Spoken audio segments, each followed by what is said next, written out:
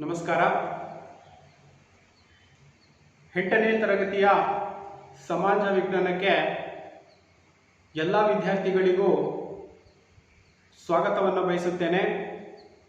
ನಾನು ಅಜ್ಜಪ್ಪಡಿ, ಸಹ ಶಿಕ್ಷಕರು, ಶ್ರೀ ಮಲ್ಲೇಶ್ವರ ಪ್ರೌಢಶಾಲೆ, ಮಾರವಳ್ಳಿ, ಶಿಕಾರಿಪುರ ತಾಲೂಕು, ಶಿವಮೊಗ್ಗ ಜಿಲ್ಲೆ. ಮಕ್ಕಳೇ, ಈ ದಿನ ನಾವು ಈ ಒಂದು ಅವಧಿಯಲ್ಲಿ ಸಮಾಜ ವಿಜ್ಞಾನವನ್ನ ಅಧ್ಯಯನವನ್ನ ಮಾಡ್ತಾ ಇದ್ದೀವಿ.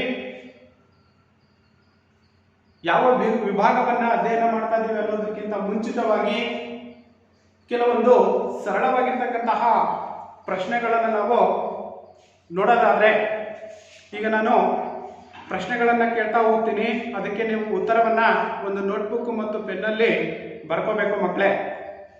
ಅರ್ಥ ಆಯ್ತಲ್ವಾ? ಅರ್ಥ ಆಯ್ತಲ್ಲ? ಎಸ್. ಹಾಗಾದ್ರೆ ಸೌರವ್ಯೂಹದ ಅಧಿಪತಿ ಅಂತ ನಾವು ಯಾರನ್ನ ಕರಿತೀವಿ? ಸೌರವ್ಯೂಹದ ಅಧಿಪತಿ ಅಂತೇಳಿ ನಾವು ಯಾರನ್ನ ಕರಿತೀವಿ? ಯಾರು ಹೇಳ್ತೀರಾ ನೀವು? Yes, very good. ನೀವು ಎಸ್, ಸೌರವ್ಯೂಹದ ಅಧಿಪತಿ ನಾವು ಯಾರಂತ ಕರಿತೀವಿ? ದಿವಾಕರ ಅಲ್ವಾ? ದಿವಾಕರ ಅಂತಲೂ ಕೂಡ ನಾವು ಕರಿತೀವಿ. ಹಾಗೇನೆ ನಾವು ವಾಸಿಸುವಂತಹ ಗ್ರಹ, ಮನುಷ್ಯರು ವಾಸಿಸುವಂತಹ ಗ್ರಹ ಯಾವುದು? ಅಥವಾ ನಾವು ವಾಸಿಸುವ ಗ್ರಹ ಯಾವುದು? ಯಾರು ಹೇಳ್ತೀರಾ? Yes, very good. ಯಾವುದು? ಭೂಮಿ ಅಲ್ವಾ? ಮನುಷ್ಯರೆಲ್ಲರೂ ಕೂಡ ವಾಸಿಸ್ತಕ್ಕಂಥದ್ದು ಯಾವುದರ ಮೇಲೆ? ಭೂಮಿಯ ಮೇಲೆ ಅಂತಕ್ಕಂಥದ್ದು. ಹಾಗೇನೆ ಸೌರವ್ಯೂಹದಲ್ಲಿ ಭೂಮಿಯು ಎಷ್ಟನೆಯ ಕ್ರಮ ಸಂಖ್ಯೆಯನ್ನ ಹೊಂದಿರತಕ್ಕಂಥದ್ದು?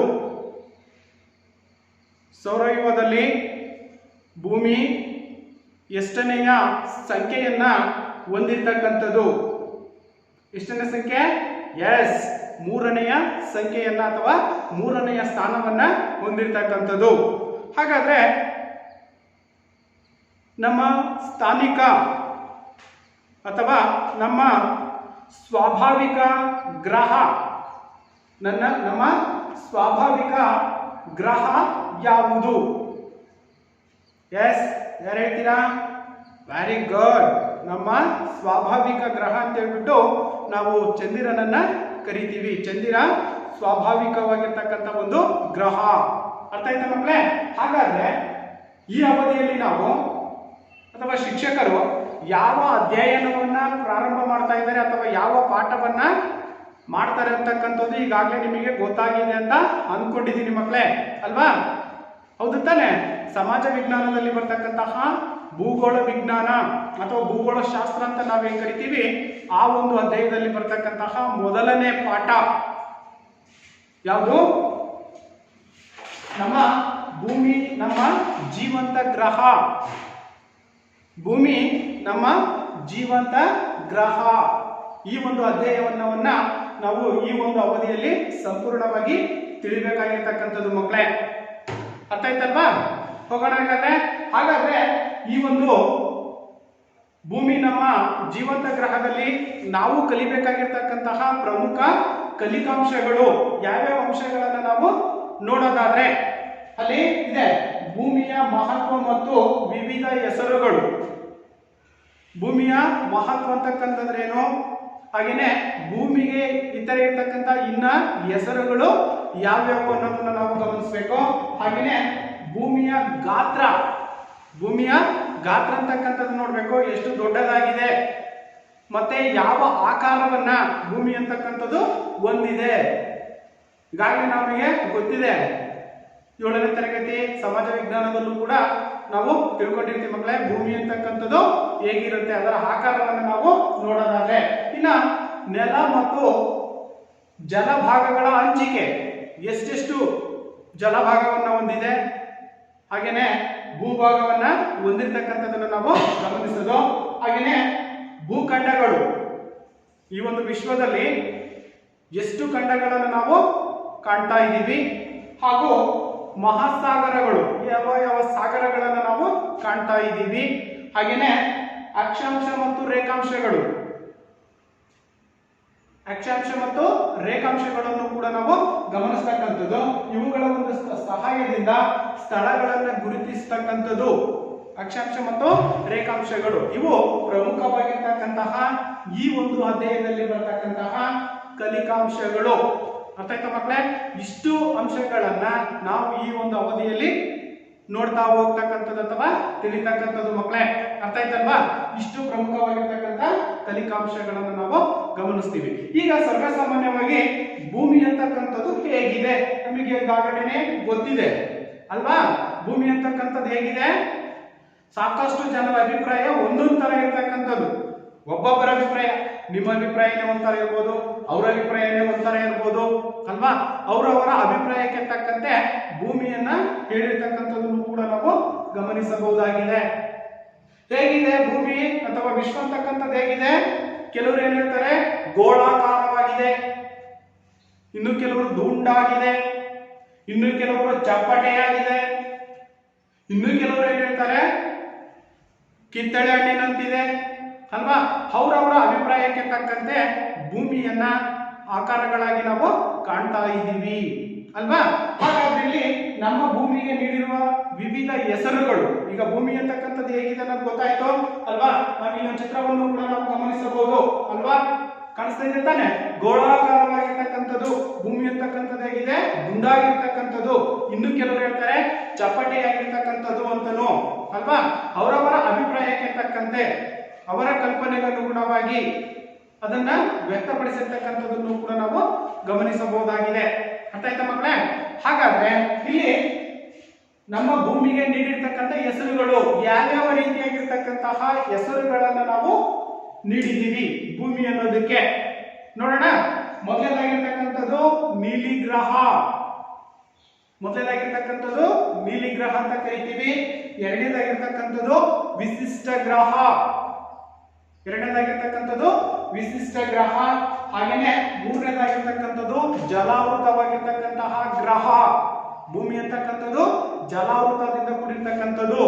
ಇನ್ನ ನಾಲ್ಕನೇದಾಗಿರ್ತಕ್ಕಂಥದ್ದು ಜೀವಂತ ಗ್ರಹ. ನೋಡಿ, ಪ್ರಮುಖವಾಗಿ ಭೂಮಿಯನ್ನ 4 ಹೆಸರುಗಳಿಂದ ಕರಿತಾ ಇದೀವಿ ಮಕ್ಕಳೇ. ಎಷ್ಟು ಹೆಸರುಗಳಿಂದ? 4 ಹೆಸರುಗಳಿಂದ ಕರಿತಾ ಇದೀವಿ. ನೆನ್ಪಿಟ್ಕೋಬೇಕು. 2 ಅಂಕದ ಪ್ರಶ್ನೆನೂ ಕೂಡ ಬರುವ ಸಾಧ್ಯತೆ ಇರುತ್ತೆ ಮಕ್ಕಳೇ ಅಲ್ವಾ? ಅಲ್ವಾ? ಹಾಗಾದ್ರೆ ನೀಲಿ ಗ್ರಹ, ವಿಶಿಷ್ಟ ಗ್ರಹ, ಹಾಗೇನೆ ಜಲಾವೃತ ಗ್ರಹ, ಹಾಗೇನೆ ಜೀವಂತ ಗ್ರಹ ಎಂಬುದಾಗಿನೂ ಕೂಡ ಭೂಮಿಯನ್ನ 4 ಹೆಸರುಗಳಿಂದ ಕರಿತಾ ಇದ್ದೀವಿ ಅಲ್ವಾ? ಹೌದು ತಾನೆ? ಹಾಗಾದ್ರೆ ಇಲ್ಲಿ ಒಂದೊಂದಾಗಿ ನಾವು ಗಮನಿಸಿದ್ರೆ ನೀಲಿ ಗ್ರಹ ಅಂದ್ರೆ ಏನು? ನೀಲಿ ಗ್ರಹ ಅಂತಾನೆ ಭೂಮಿಯನ್ನ ಯಾಕೆ ಕರಿತೀವಿ? ಹಾಗೇನೆ ವಿಶಿಷ್ಟ ಗ್ರಹ ಅಂತಾನೆ ಭೂಮಿಯನ್ನ ಯಾಕೆ ಕರಿತೀವಿ? ಜೀವಂತ ಗ್ರಹ ಅಂತಾನೆ ಭೂಮಿಯನ್ನ ಯಾಕೆ ಕರಿತೀವಿ ಅಲ್ವಾ? ಈ ರೀತಿಯಾಗಿರ್ತಕ್ಕಂಥದ್ದು. ಹಾಗೇನೆ ಜಲಾವೃತ, ಜಲಾವೃತ ಅಂತಾನೆ ಯಾಕೆ ಭೂಮಿಯನ್ನ ಕರಿತೀವಿ? ಒಂದೊಂದಾಗಿ ನಾವು ನೋಡೋದಾದ್ರೆ ಇಲ್ಲಿ ನೀಲಿ ಗ್ರಹ ಅಂತಂದ್ರೆ ಸರ್ವಸಾಮಾನ್ಯವಾಗಿ ನಾವು ಆಚೆ ನಿಂತ್ಕೊಂಡು ಮೇಲಕ್ಕೆ ನೋಡಿದಂತ ಸಂದರ್ಭದಲ್ಲಿ, ಭೂಮಿಯ ಹೊರಭಾಗದಲ್ಲಿ ನಾವು ನಿಂತ್ಕೊಂಡು ಮೇಲಕ್ಕೆ ನೋಡಿದಂತ ಸಂದರ್ಭದಲ್ಲಿ ಹೇಗೆ ಕಾಣಿಸುತ್ತೆ ನೋಡಿಲಿ? ಭೂಮಿಯಿಂದ ಹೊರಗಡೆ ನೋಡಿದಾಗ ಯಾವ ಬಣ್ಣ ಅಂತಕ್ಕಂಥದ್ದು ನಮಗೆ ಗೋಚರವಾಗುತ್ತೆ? Yes, very good. ಅಂದ್ರೆ ಬ್ಲೂ ಕಲರ್, ಅಂದ್ರೆ ನೀಲಿ ಬಣ್ಣ. ನಾವು ನಿಂತ್ಕೊಂಡು ಆಚೆ ನಿಂತ್ಕೊಂಡು ಹೊರಗಡೆ ನಿಂತ್ಕೊಂಡು ಮೇಲೆ ನೋಡಿದಂತ ಸಂದರ್ಭದಲ್ಲಿ ಆಕಾಶ ಯಾವ ಕಲರ್ ಆಗಿ ಕಾಣುತ್ತೆ ನಮಗೆ? ನೀಲಿ ಕಲರ್ ಆಗಿ. ಸಮುದ್ರದಲ್ಲಿರ್ತಕ್ಕಂಥ ನೀರು ಕೂಡ ಹೇಗೆ ಕಾಣಿಸುತ್ತೆ ನಮಗೆ? ನೀಲಿಯಾಗಿ ಕಾಣ್ತಕ್ಕಂಥದ್ದನ್ನ ನಾವು ಗಮನಿಸ್ತಾ ಇದ್ದೀವಿ ಅಲ್ವಾ? ಹಾಗಾಗಿ ಭೂಮಿಯನ್ನು ನಾವು ಏನಂತ ಕರಿತೀವಿ? ನೀಲಿ ಗ್ರಹ ಎಂಬುದಾಗಿ ಕರೆಯಲಾಗುತ್ತದೆ. ಅರ್ಥ ಆಯ್ತಾ ಮಕ್ಕಳೇ? ನೋಡಿ, ಭೂಮಿಯಿಂದ ಹೊರಗಡೆ ನೋಡಿದಾಗ ನಮಗೆ ಯಾವ ಬಣ್ಣ ಅಂತಕ್ಕಂಥದ್ದು ಗೋಚರವಾಗುತ್ತೆ? ನೀಲಿ ಬಣ್ಣ. ಆದ್ದರಿಂದ ನಾವು ಭೂಮಿಯನ್ನ ಏನಂತ ಕರಿತೀವಿ? ಎಸ್, ನೀಲಿ ಗ್ರಹ ಎಂಬುದಾಗಿ ಕರೆಯಲಾಗುತ್ತದೆ. ಅರ್ಥ ಆಯ್ತಲ್ವಾ? ಹಾಗೇನೆ ಇನ್ನು ಎರಡನೇದು ವಿಶಿಷ್ಟ ಗ್ರಹ.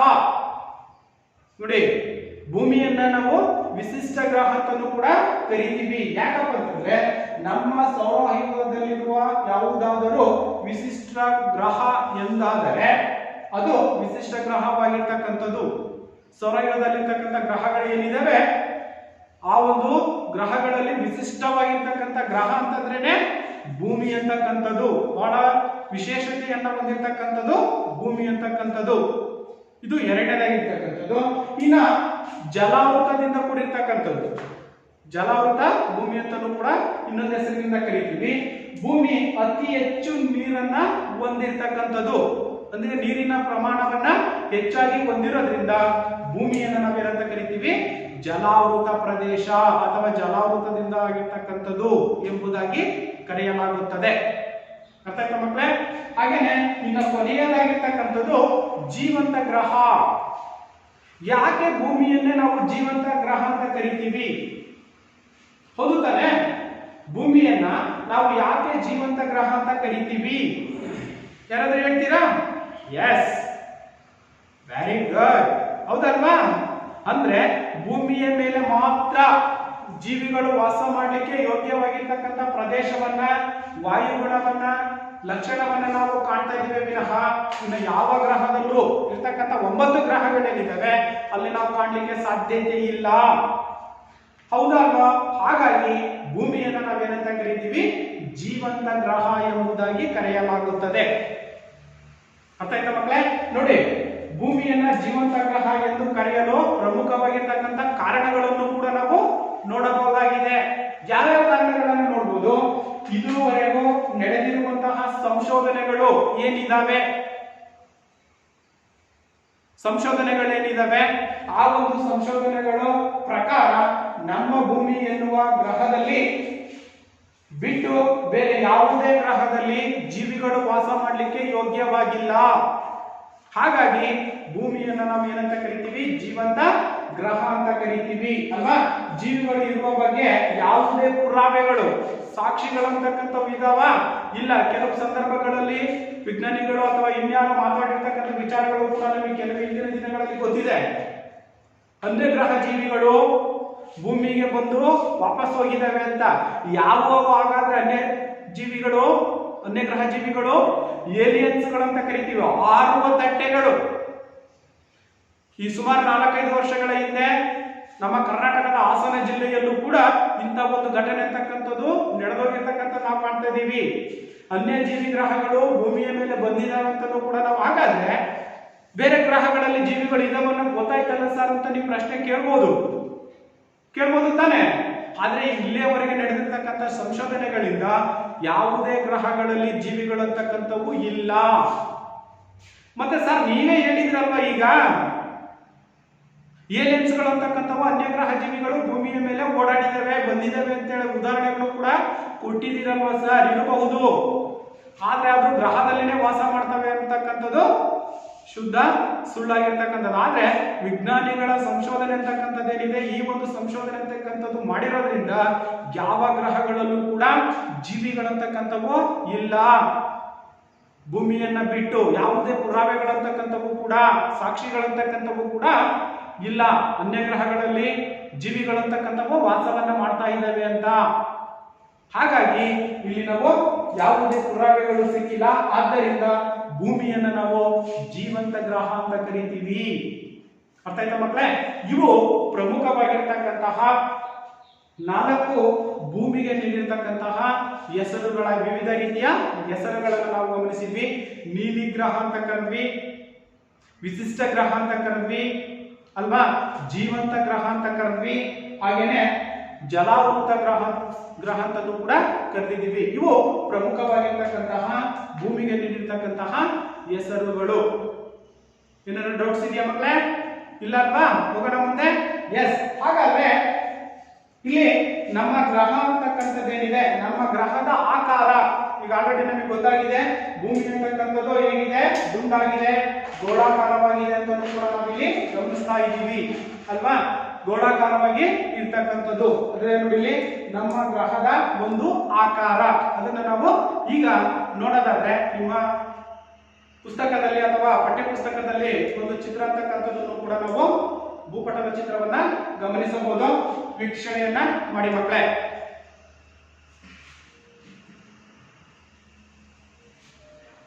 ಇದು ನಮ್ಮ ಗ್ರಹದ ಒಂದು ಆಕಾರ, ಅಂದ್ರೆ ಭೂಮಿಯ ಒಂದು ಆಕಾರ ಅಂತಕ್ಕಂಥದ್ದು, ವಿಶ್ವ ಅಂತಕ್ಕಂಥದ್ದು ಈ ರೀತಿಯಾಗಿ ಇರ್ತಕ್ಕಂಥದ್ದು.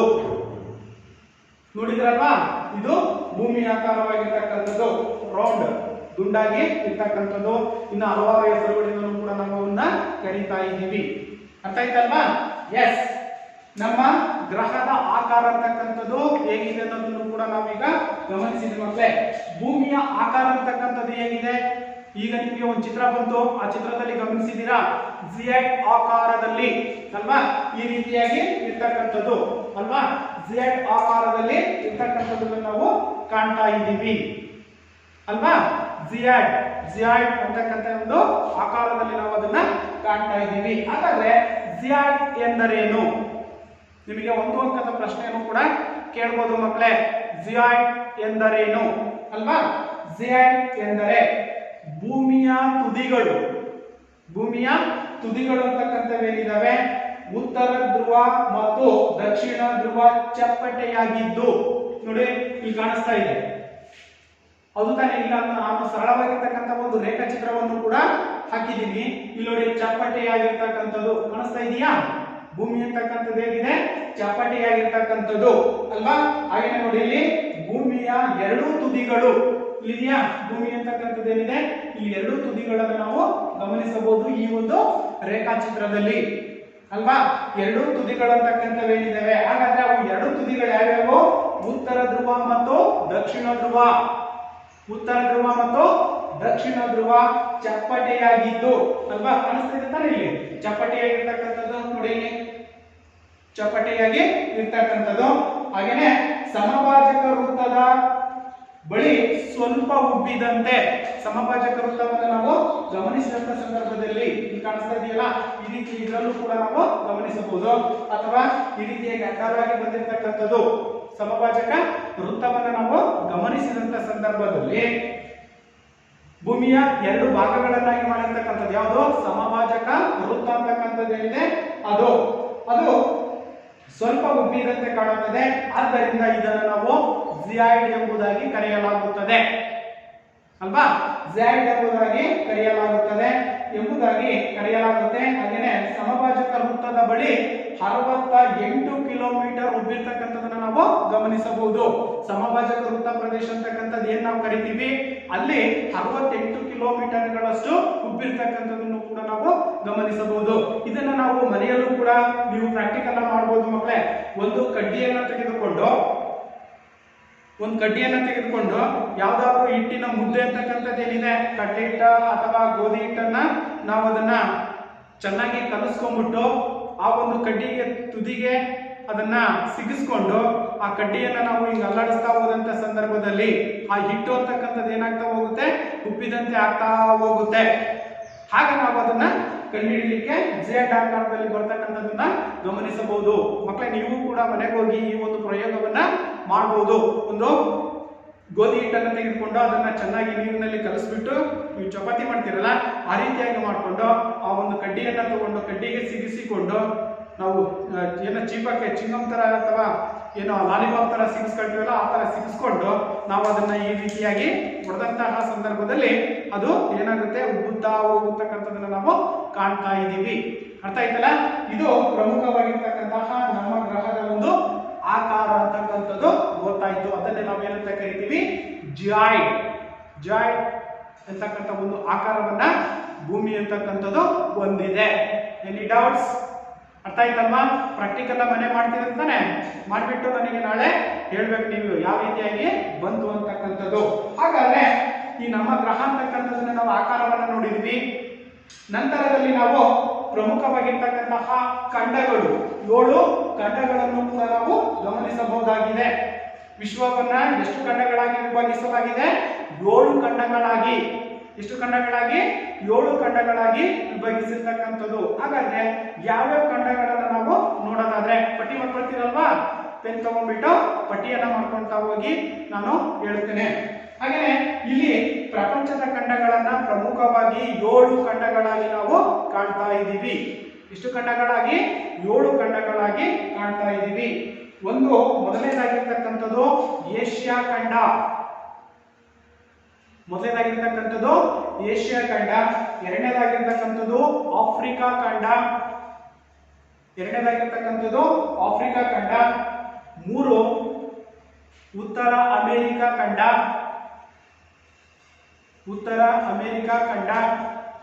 ನಾಲ್ಕನೇ ಖಂಡ ದಕ್ಷಿಣ ಅಮೆರಿಕಾ ಖಂಡ,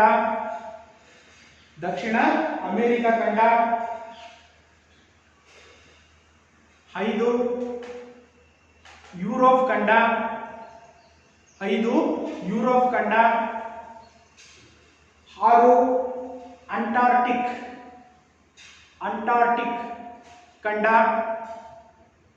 ಅಂಟಾರ್ಕ್ಟಿಕ್ ಖಂಡ, ಇನ್ನ 7ನೇದಾಗಿರ್ತಕ್ಕಂಥದ್ದು ಆಸ್ಟ್ರೇಲಿಯಾ.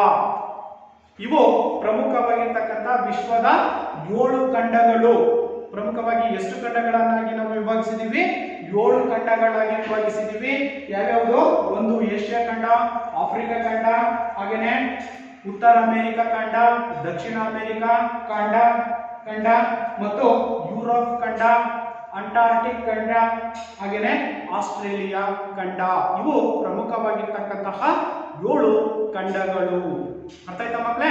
ಹಾಗಾದ್ರೆ 7 ಖಂಡಗಳಲ್ಲಿ, ವಿಶ್ವದ 7 ಖಂಡಗಳೇನಿದಾವೆ, ಈ 7 ಖಂಡಗಳಲ್ಲಿ ಅತ್ಯಂತ ದೊಡ್ಡದಾಗಿರ್ತಕ್ಕಂತಹ ಖಂಡ ಯಾವುದು ಮತ್ತು ಅತ್ಯಂತ ಚಿಕ್ಕದಾಗಿರ್ತಕ್ಕಂತಹ ಖಂಡ ಯಾವುದು?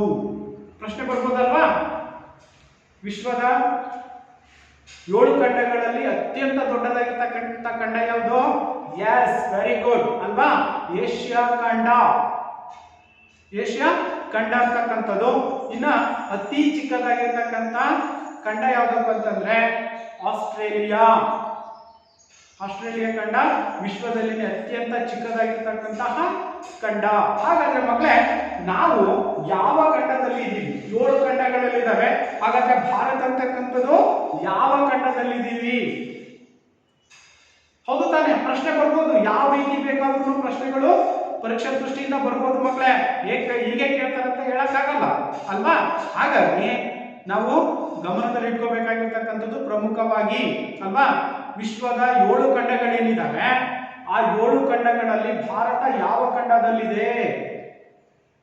ಹೌದು ತಾನೆ? Yes, very good. ಯಾವ ಖಂಡದಲ್ಲಿ? ಏಷ್ಯಾ ಖಂಡದಲ್ಲಿ ನಾವು ಕಾಣ್ತಾ ಇದ್ದೀವಿ. ಅರ್ಥ ಆಯ್ತಲ್ವಾ? ಇವು ಪ್ರಮುಖವಾಗಿರ್ತಕ್ಕಂತಹ 7 ಖಂಡಗಳನ್ನು ನಾವು ನೋಡಿದ್ವಿ. Any doubts? ಏನಾದ್ರೂ ಡೌಟ್ ಇದೆಯಾ? ಇಲ್ಲ. ಓಕೆ, ಹಾಗಾದ್ರೆ ಮಹಾಸಾಗರಗಳನ್ನು ನಾವು ಗಮನಿಸೋದಾದ್ರೆ, ಇಲ್ಲಿಯವರೆಗೂ ನಾವು ಖಂಡಗಳು ಎಷ್ಟಿದ್ದಾವೆ ವಿಶ್ವದಲ್ಲಿ, ಪ್ರಪಂಚದಲ್ಲಿ ಅನ್ನೋದು ಗೊತ್ತಾಯ್ತು.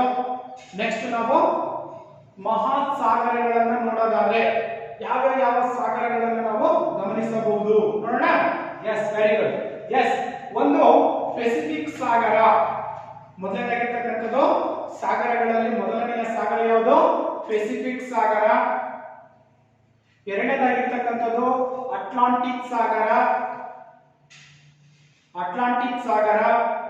ಇನ್ನು ಮೂರನೇದಾಗಿರ್ತಕ್ಕಂಥದ್ದು ಹಿಂದೂ ಮಹಾಸಾಗರ.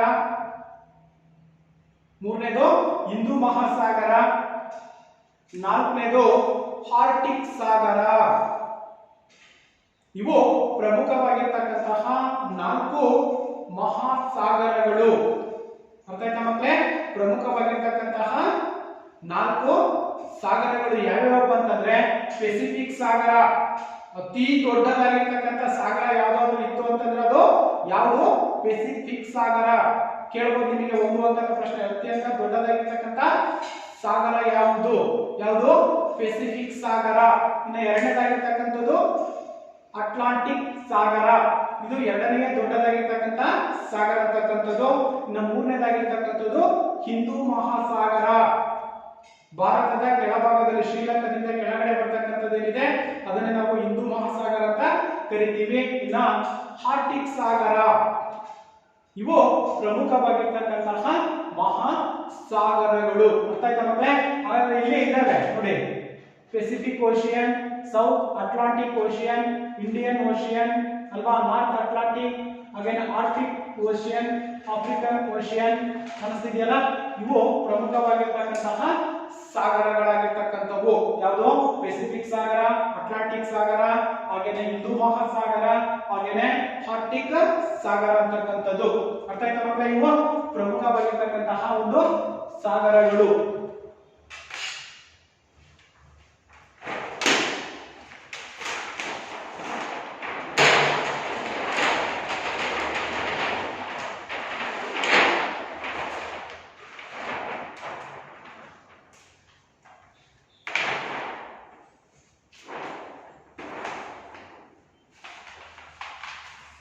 ನೋಡಿ ಮಕ್ಕಳೇ, ಇಲ್ಲಿದೆ ಹಿಂದೂ ಮಹಾಸಾಗರ. ನಾವು ಮೂರನೇದಾಗಿರ್ತಕ್ಕಂಥದ್ದನ್ನ ತಿಳ್ಕೊಂಡಿವಲ್ವಾ, ಅದರಲ್ಲಿ ಬರ್ತಕ್ಕಂಥದ್ದು ಯಾವುದು? ಹಿಂದೂ ಮಹಾಸಾಗರ. ಈ ಒಂದು ಪ್ರದೇಶವನ್ನ ನಾವು ಏನಂತ ಕರಿತೀವಿ? ಹಿಂದೂ ಮಹಾಸಾಗರ ಅಂತ ಕೂಡ ಕರೆಯಲಾಗುತ್ತೆ. ಅರ್ಥ ಆಯ್ತಲ್ವಾ? ಇದು ಹಿಂದೂ ಮಹಾಸಾಗರ ಅಂತಕ್ಕಂಥದ್ದು 4 ಪ್ರಮುಖವಾಗಿರ್ತಕ್ಕಂತಹ ಸಾಗರಗಳಲ್ಲಿ ಹಿಂದೂ ಮಹಾಸಾಗರ ಕೂಡ ಒಂದಾಗಿರ್ತಕ್ಕಂಥದ್ದು. ಓಕೆ, ನೆಕ್ಸ್ಟ್ ಹಾಗೇನೆ ನಾವು ಇಲ್ಲಿ ಉತ್ತರಾರ್ಧಗೋಳ, ಭೂಪ್ರಧಾನವಾಗಿರ್ತಕ್ಕಂಥ ಗೋಳ ಮತ್ತು ದಕ್ಷಿಣಾರ್ಧಗೋಳ ಮತ್ತು ಜಲಪ್ರಧಾನವಾಗಿರ್ತಕ್ಕಂಥ ಗೋಳ ಅಂತಲೂ ಕೂಡ ನಾವು ಕರಿತೀವಿ. ಹಾಗೇನೆ ನಾವು ಪ್ರಪಂಚದ ಭೂಪಟದಲ್ಲಿ ನಾವು ಗಮನಿಸಿದಂತ ಸಂದರ್ಭದಲ್ಲಿ ಉತ್ತರಾರ್ಧಗೋಳ ಮತ್ತು ದಕ್ಷಿಣಾರ್ಧಗೋಳವನ್ನ ಗಮನಿಸಿದಂತ ಸಂದರ್ಭದಲ್ಲಿ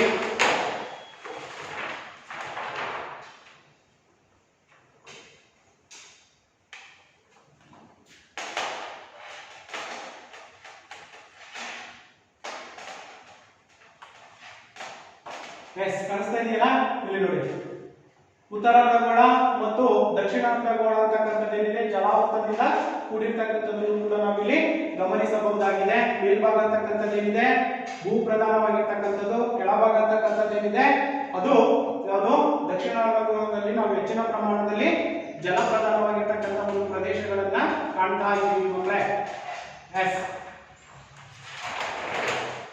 ನಂತರ ನಾವು ಅಕ್ಷಾಂಶಗಳು ಮತ್ತು ರೇಖಾಂಶಗಳಿಗೆ ಬಂದಾಗ ಇದು ಪ್ರಮುಖವಾಗಿರ್ತಕ್ಕಂಥ ಅಂಶಗಳು ಯಾವ್ಯಾವು? ಅಕ್ಷಾಂಶ ಮತ್ತು ರೇಖಾಂಶಗಳು ಅಲ್ವಾ? ಇಲ್ಲಿ ಕಾಣಿಸ್ತಾ ಇದೆಯಲ್ಲ, ಅಕ್ಷಾಂಶ ಮತ್ತು ರೇಖಾಂಶ. ಇಲ್ಲಿ ಪ್ರಮುಖವಾಗಿ ನಾವು ಗಮನದಲ್ಲಿಟ್ಕೋಬೇಕಾಗಿರ್ತಕ್ಕಂಥದ್ದು ಅಕ್ಷಾಂಶಗಳನ್ನ ಹೇಗೆ ಎಳೆದಿರಲಾಗುತ್ತೆ, ರೇಖಾಂಶಗಳನ್ನ ಹೇಗೆ ಎಳೆಯಲಾಗುತ್ತೆ. ಅಕ್ಷಾಂಶಕ್ಕೂ ಮತ್ತು ರೇಖಾಂಶಕ್ಕೂ ಇರ್ತಕ್ಕಂತಹ ವ್ಯತ್ಯಾಸವನ್ನ ನಾವು ತಿಳ್ಕೋಬೇಕು ಮಕ್ಕಳೇ, ಅಲ್ವಾ? ಹೌದು ತಾನೆ? ಹಾಗಾದ್ರೆ ಅಕ್ಷಾಂಶ ಅಂದ್ರೇನು, ರೇಖಾಂಶಗಳಂದ್ರೆ ಏನು ನೋಡೋಣ. ಅರ್ಥ ಆಯ್ತಲ್ವಾ? ಇಲ್ಲಿ 2 ಚಿತ್ರಗಳನ್ನು ನಾನು ಕೊಟ್ಟಿದ್ದೀನಿ ನಿಮಗೆ, ರೇಖಾಚಿತ್ರವನ್ನು ಹಾಕಿದೀನಿ. ಅಕ್ಷಾಂಶ ಮತ್ತು ರೇಖಾಂಶ ಇವೆರಡರ ನಡುವಿನ ಒಂದು ವ್ಯತ್ಯಾಸವನ್ನ ನಾವು ಗಮನಿಸೋದಾದ್ರೆ ನೋಡಿ, ಅಕ್ಷಾಂಶ ಅಂತಕ್ಕಂಥದ್ದು ಏನಿದೆ ಇದು ಇದು ಅಕ್ಷಾಂಶ ಅಂತಕ್ಕಂಥದ್ದು ಇದು ನೇರವಾಗಿ ಗೆರೆಗಳನ್ನ ಎಳೆದಿರ್ತಕ್ಕಂಥದ್ದು ಅಡ್ಡಲಾಗಿ ಅಲ್ವಾ? ಅಡ್ಡಲಾಗಿ ಎಳೆದಿರ್ತಕ್ಕಂತಹ ಗೆರೆಗಳೇನಿದಾವೆ ಇವುಗಳನ್ನ ನಾವು ಏನಂತ ಕರಿತೀವಿ? ಅಕ್ಷಾಂಶಗಳು ಅಂತ ಕರಿತೀವಿ. ನೋಡಿ, ಭೂಮಿಯ ಮೇಲೆ ಕಾಲ್ಪನಿಕವಾಗಿ ಪಶ್ಚಿಮದಿಂದ ಪೂರ್ವಕ್ಕೆ ಎಳೆದಿರುವಂತಹ ರೇಖೆಗಳನ್ನೇ ನಾವೇನಂತ ಕರಿತೀವಿ? ಅಕ್ಷಾಂಶಗಳು ಅಂತ ಕರಿತೀವಿ ಅಲ್ವಾ? ನೋಡಿ, ಇಲ್ಲಿ ಕಾಲ್ಪನಿಕವಾಗಿ ಭೂಮಿಯಿಂದ ಎಳೆದಿರ್ತಕ್ಕಂಥದ್ದು ಊಹಾ ರೇಖೆಗಳು ಅಂತಲೂ ಕೂಡ ನಾವು ಕರಿತೀವಿ. ಭೂಮಿಯ ಮೇಲೆ ಕಾಲ್ಪನಿಕವಾಗಿ ಪಶ್ಚಿಮದಿಂದ ಪೂರ್ವಕ್ಕೆ ಎಳೆದಿರ್ತಕ್ಕಂಥದ್ದು ಕಾಣಿಸ್ತಾ ಇದೆಯಾ ಅಲ್ವಾ? ಇವುಗಳನ್ನೇ ನಾವೇನಂತ ಕರಿತೀವಿ? ಅಕ್ಷಾಂಶಗಳು ಅಂತ ಕರಿತೀವಿ. ಓಕೆನಾ? ಎಸ್. ಹಾಗಾದ್ರೆ ಅಕ್ಷಾಂಶಗಳನ್ನ ನಾವು ಗಮನಿಸಿದ್ವಿ. ಹೇಗೆ? ಇಲ್ಲಿ ಕಾಲ್ಪನಿಕವಾಗಿ ಪಶ್ಚಿಮದಿಂದ ಪೂರ್ವಕ್ಕೆ ಎಳೆದಿರ್ತಕ್ಕಂಥವೇನಿದಾವೆ ಇವುಗಳನ್ನೇ ನಾವು ಅಕ್ಷಾಂಶಗಳು ಅಂತ ಕರೆದ್ವಿ. ಹಾಗಾದ್ರೆ ಅಕ್ಷಾಂಶಗಳ ಲಕ್ಷಣಗಳನ್ನು ನಾವು ನೋಡೋದಾದ್ರೆ ಹೇಗಿರುತ್ತೆ ಅದರ ಒಂದು ಲಕ್ಷಣಗಳು? ಅಕ್ಷಾಂಶಗಳ ಲಕ್ಷಣಗಳು ಮೊದಲಾಗಿರ್ತಕ್ಕಂಥದ್ದು ಅಕ್ಷಾಂಶಗಳು ಸಮಾಂತರ ರೇಖೆಗಳ 90 ರೇಖೆಗಳಿರ್ತವೆ. ನೋಡಿ, ಇಲ್ಲಿ ಕಾಣಿಸ್ತಾ ಇದೆಯಲ್ಲ, 90 ಡಿಗ್ರಿ ರೇಖೆಗಳನ್ನು ಅದು ಒಳಗೊಂಡಿರುತ್ತೆ. ಯಾವುದು? ಅಕ್ಷಾಂಶಗಳು. ಮೊದಲಾಗಿರ್ತಕ್ಕಂಥದ್ದು ಲಕ್ಷಣದಲ್ಲಿ ಯಾವುದು? ಅಕ್ಷಾಂಶಗಳು ಸಮಾಂತರ ರೇಖೆಗಳು 90 ರೇಖೆಗಳನ್ನ ಇದು ಒಳಗೊಂಡಿರುತ್ತೆ. ಇನ್ನು ಎರಡನೇದಾಗಿರ್ತಕ್ಕಂಥ ಲಕ್ಷಣ ಇಲ್ಲಿ ಸಮಭಾಜಕ ವೃತ್ತವು ದೊಡ್ಡ ವೃತ್ತವಾಗಿರುತ್ತದೆ. ನಾವು ಗ್ಲೋಬ್ ಅನ್ನು ತಗೊಂಡಂತ ಸಂದರ್ಭದಲ್ಲಿ ಅಲ್ಲಿ ಸಮಭಾಜಕ ವೃತ್ತ ಕಾಣಿಸ್ತಾ ಇದೆಯಲ್ಲ, ಈ ತರ ಇರ್ತಕ್ಕಂಥ ಒಂದು ಗ್ಲೋಬ್ ಅನ್ನು ನಾವು ತಗೊಂಡಂತ ಸಂದರ್ಭದಲ್ಲಿ ಅಲ್ಲಿ ನಾವು ಈ ರೀತಿಯಾಗಿ ಎಳೆದಿರ್ತಕ್ಕಂಥ ಅಕ್ಷಾಂಶ ಅಂತಕ್ಕಂಥದ್ದು ಏನಿದೆ ಮಧ್ಯಭಾಗದಲ್ಲಿ ಸಮಭಾಜಕ ವೃತ್ತ ದೊಡ್ಡದಾಗಿರುತ್ತೆ. ಇನ್ನು ಬರ್ತಾ ಬರ್ತಾ ಬರ್ತಾ ಇಳಿತಕ್ಕಂತಹ ರೇಖೆಗಳು ಅಕ್ಷಾಂಶಗಳೇನಾಗಿರ್ತವೆ ಚಿಕ್ಕದಾಗಿರ್ತಕ್ಕಂಥದ್ದನ್ನು ಕೂಡ ನಾವು ಗಮನಿಸಬಹುದು. ಅದಕ್ಕಾಗಿ ಇಲ್ಲಿ ಲಕ್ಷಣಗಳಲ್ಲಿ ಸಮಭಾಜಕ ವೃತ್ತ ಪ್ರದೇಶದ ವೃತ್ತ ಅಂತಕ್ಕಂಥದ್ದೇನಿದೆ ದೊಡ್ಡದಾಗಿರ್ತಕ್ಕಂಥದ್ದನ್ನು ಕೂಡ ನಾವು ಅಕ್ಷಾಂಶಗಳಲ್ಲಿ ಕಾಣ್ತಾ ಇದ್ದೀವಿ. ಇನ್ನ ಮೂರನೇದಾಗಿರ್ತಕ್ಕಂಥದ್ದು ಎರಡು ಅಕ್ಷಾಂಶಗಳ ನಡುವಿನ ದೂರ ನೋಡಿ ಇಲ್ಲಿದೆಯಲ್ಲ, ಈ ಅಕ್ಷಾಂಶಕ್ಕೂ ಇರ್ತಕ್ಕಂಥ ದೂರವನ್ನ ನಾವು ಗಮನಿಸಿದಾಗ ಎಷ್ಟಿರುತ್ತೆ 110.8 ಕಿಲೋಮೀಟರ್ಗಳ ಒಂದು ವ್ಯತ್ಯಾಸ ಅಲ್ವಾ. ನೋಡಿ ಎರಡು ಅಕ್ಷಾಂಶಗಳ ನಡುವಿನ ಈ ಒಂದು ಅಕ್ಷಾಂಶ ಮತ್ತು ಈ ಒಂದು ಅಕ್ಷಾಂಶವನ್ನು ನಾವು ಗಮನಿಸಿದಂತ ಸಂದರ್ಭದಲ್ಲಿ ಏನಾಗಿರುತ್ತೆ, ಇಲ್ಲಿ ಎಷ್ಟು ದೂರ ಅಂತಕ್ಕಂಥದ್ದು ಇರುತ್ತೆ 110.8 ಕಿಲೋಮೀಟರ್ಗಳ ಅಂತರವನ್ನ ಅದು ಹೊಂದಿರುತ್ತೆ. ಒಂದು ಅಕ್ಷಾಂಶದಿಂದ ಇನ್ನೊಂದು ಅಕ್ಷಾಂಶಕ್ಕೆ ವ್ಯತ್ಯಾಸ ಅಥವಾ ದೂರವನ್ನು ನೋಡಿದಾಗ 110.8 ಕಿಲೋಮೀಟರ್ಗಳಷ್ಟು ಇರ್ತಕ್ಕಂಥದ್ದನ್ನು ಕೂಡ ನಾವು ಇಲ್ಲಿ ಗಮನಿಸಬಹುದು. ಹಾಗೇನೆ ಇನ್ನು ನಾಲ್ಕನೇದಾಗಿರ್ತಕ್ಕಂಥದ್ದು ಅಕ್ಷಾಂಶಗಳು ಒಂದನ್ನೊಂದು ಸಂಧಿಸುವುದಿಲ್ಲ. ಇದು ಭಾರಿ ಮುಖ್ಯವಾಗಿರ್ತಕ್ಕಂಥ ಅಂಶ ಮಕ್ಕಳೇ. ಅಕ್ಷಾಂಶಗಳು ಅಂತಕ್ಕಂಥವೇನಿದಾವೆ ಯಾವ ಕಾರಣಕ್ಕೂ ಕೂಡ ಒಂದನ್ನೊಂದು ಸಂಧಿಸೋದಿಲ್ಲ. ಅವಾಗಲೇ ಹೇಳಿದ್ವಿ ನಾವು, ಅಕ್ಷಾಂಶಗಳು ಅಂತಕ್ಕಂಥವು ಒಂದನ್ನು ಬಿಟ್ಟು ಇನ್ನೊಂದಕ್ಕೆ ಇರ್ತಕ್ಕಂಥ ದೂರ ಎಷ್ಟು ಹೊಂದಿದ್ದೀವಿ 110.8 ಕಿಲೋಮೀಟರ್ಗಳ ದೂರವನ್ನ ಹೊಂದಿರುತ್ತೆ. ಹಾಗಾದ್ರೆ ಅವು ಅಕ್ಷಾಂಶಗಳು ಕೂಡ್ಲಿಕ್ಕೆ ಸಾಧ್ಯತೆ ಇದೆಯಾ? ಸಂಧಿಸೋದೇ ಇಲ್ಲ. ಯಾವ ಕಾರಣಕ್ಕೂ ಕೂಡ ಅವು ಕೂಡ್ಕೊಳ್ಳಿಕ್ಕೆ ಸಾಧ್ಯನೇ ಇಲ್ಲ. ಯಾಕೆಂತಂದ್ರೆ ಅಲ್ಲಿ ದೂರ ಅಂತರ ಅಂತಕ್ಕಂಥದ್ದು ಎಷ್ಟಿದೆ, ಒಂದು ಅಕ್ಷಾಂಶದಿಂದ ಇನ್ನೊಂದು ಅಕ್ಷಾಂಶಕ್ಕೆ 110.8 ಕಿಲೋಮೀಟರ್ ದೂರವನ್ನು ಹೊಂದಿರೋದ್ರಿಂದ ಯಾವುದೇ ಅಕ್ಷಾಂಶಗಳು ಒಂದಕ್ಕೊಂದು ಸಂಧಿಸುವುದಿಲ್ಲ. ಇವು ಪ್ರಮುಖವಾಗಿರ್ತಕ್ಕಂತಹ ಅಕ್ಷಾಂಶಗಳ ಲಕ್ಷಣಗಳಾಗಿರ್ತಕ್ಕಂಥದ್ದು. ಅರ್ಥ ಆಯ್ತು ಮಕ್ಕಳೇ? ಇವು ಪ್ರಮುಖವಾಗಿರ್ತಕ್ಕಂಥ ಅಕ್ಷಾಂಶದ ಲಕ್ಷಣಗಳು. ಹಾಗಾದ್ರೆ ಪ್ರಮುಖವಾಗಿರ್ತಕ್ಕಂಥ ಅಕ್ಷಾಂಶಗಳು ಯಾವ್ಯಾವಿದಾವೆ? ಪ್ರಮುಖವಾಗಿರ್ತಕ್ಕಂಥ ಅಕ್ಷಾಂಶಗಳು ಯಾವ್ಯಾವು? 0 ಡಿಗ್ರಿಯಿಂದ ಸಮಭಾಜಕ ವೃತ್ತ, ಅವಾಗ ಹೇಳಿದ್ವಿ ನಾವು ಗ್ಲೋಬ್ ಅನ್ನು ತಗೊಂಡಂತ ಸಂದರ್ಭದಲ್ಲಿ ಗ್ಲೋಬಿನ ಮಧ್ಯಭಾಗದಲ್ಲಿ ಬರ್ತಕ್ಕಂಥ ಸಮಭಾಜಕ ವೃತ್ತ ಏನಿದೆ, ಆ ವೃತ್ತದ ಮೇಲೆ ಹೇಳಿರ್ತಕ್ಕಂತಹ ರೇಖೆ ಅಂತಕ್ಕಂಥದ್ದೇನಿದೆ ಅಕ್ಷಾಂಶ, ಅದು ಸಂಪೂರ್ಣವಾಗಿ 0 ಡಿಗ್ರಿಯಿಂದ ಇರ್ತಕ್ಕಂಥದ್ದು. ಸಮಭಾಜಕ ವೃತ್ತ ಪ್ರದೇಶ 0 ಡಿಗ್ರಿಯಿಂದ ಹೊಂದಿರ್ತಕ್ಕಂಥದ್ದು. ಇನ್ನ 23.5 ಡಿಗ್ರಿ ಉತ್ತರ ಕರ್ನಾಟಕ ಸಂಕ್ರಾಂತಿ ವೃತ್ತ ಇಲ್ಲಿದೆ ನೋಡಿ, 23.5 ಇದು ಸಮಭಾಜಕ ವೃತ್ತ 0 ಡಿಗ್ರಿಯನ್ನು ಹೊಂದಿರುತ್ತೆ. ಮಧ್ಯಭಾಗದಲ್ಲಿ ಬರ್ತಕ್ಕಂಥದ್ದು ಏನಿದೆ ಇದೇ ಸಮಭಾಜಕ ವೃತ್ತ ಪ್ರದೇಶ. ಇದು 0 ಡಿಗ್ರಿಯನ್ನು ಹೊಂದಿರುತ್ತೆ. ಇಲ್ಲಿಂದ ಇಲ್ಲಿಗೆ ಎಷ್ಟಿರುತ್ತೆ, ಇಲ್ಲಿಂದ ಇಲ್ಲಿಗೆ ಎಷ್ಟಿರುತ್ತೆ, ಇಲ್ಲಿಂದ ಇಲ್ಲಿಗೆ ಎಷ್ಟಿರುತ್ತೆ, ಮತ್ತೆ ಇಲ್ಲಿಂದ ಇಲ್ಲಿಗೆ ಎಷ್ಟಿರುತ್ತೆ, ಟೋಟಲ್ ಆಗಿ ನಮಗೆ ಎಷ್ಟು ಬರುತ್ತೆ 360 ಡಿಗ್ರಿ ಬರಲೇಬೇಕದು ಅಲ್ವಾ. 360 ಡಿಗ್ರಿಯನ್ನ ನಾವು ಕಾಣ್ತೀವಿ. ಹೇಳ್ತಾ ಹೋಗ್ತೀನಿ, ತಿಳ್ಕೊಳ್ಳಿ. ಓಕೆನಾ? ಎಸ್, 0 ಡಿಗ್ರಿ ಸಮಭಾಜಕ ವೃತ್ತವನ್ನ ಹೊಂದಿರತಕ್ಕಂಥದ್ದು ಈ ವೃತ್ತದಲ್ಲಿ ನಾವು ಕಾಣ್ತಾ ಇದ್ದೀವಿ. ಇದು ಸಮಭಾಜಕ ವೃತ್ತ, ಇದು 0 ಡಿಗ್ರಿಯನ್ನು ಹೊಂದಿರುತ್ತೆ. ಆದ್ರೂ ಕೂಡ ಸಮಭಾಜಕ ವೃತ್ತ ಅಂತಕ್ಕಂಥದ್ದು ದೊಡ್ಡದಾಗಿರ್ತಕ್ಕಂಥ ಅಕ್ಷಾಂಶವನ್ನ ಹೊಂದಿರತಕ್ಕಂಥದ್ದು. Okay, S.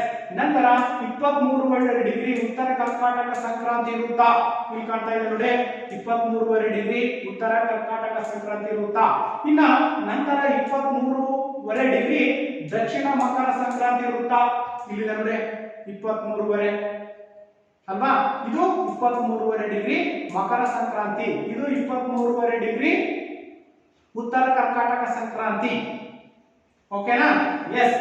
ನಂತರ 66.5 ಡಿಗ್ರಿ ಆರ್ಟಿಕ್ ವೃತ್ತ ಇಲ್ಲಿದೆ ನೋಡಿ, 66.5 ಡಿಗ್ರಿ ಆರ್ಟಿಕ್ ವೃತ್ತ ಅಂತಕ್ಕಂಥದ್ದು.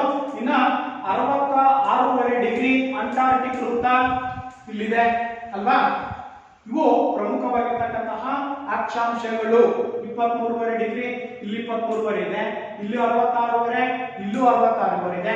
ಮಧ್ಯದಲ್ಲಿ ಬರ್ತಕ್ಕಂಥದ್ದು ಏನಿದೆ ಅದು ಸಮಭಾಜಕ ವೃತ್ತ ಪ್ರದೇಶ ಎಷ್ಟನ್ನ ಹೊಂದಿರುತ್ತೆ 0 ಡಿಗ್ರಿ, 0 ದಿಂದನೇ ಪ್ರಾರಂಭವಾಗಿರ್ತಕ್ಕಂಥ ನಾವು ಕಾಣ್ತಾ ಇದ್ದೀವಿ. ಓಕೆನಾ? ಅರ್ಥ ಆಯ್ತಲ್ವಾ?